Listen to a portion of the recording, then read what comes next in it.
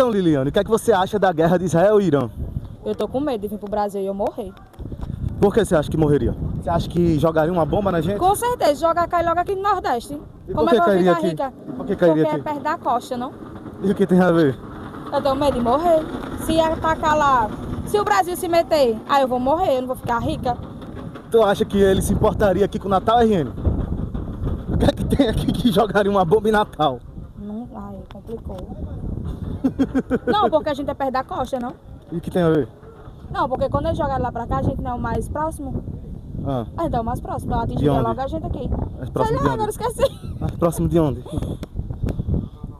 Deixa eu ver. Da costa, não me esqueci agora. Tem um nomezinho que se diz que se haver uma guerra, terceira guerra mundial e o Brasil se meter, a gente é o mais atingido. A gente, acho que é Mossoró e outros cantos da cabeça. Eita porra! Caralho!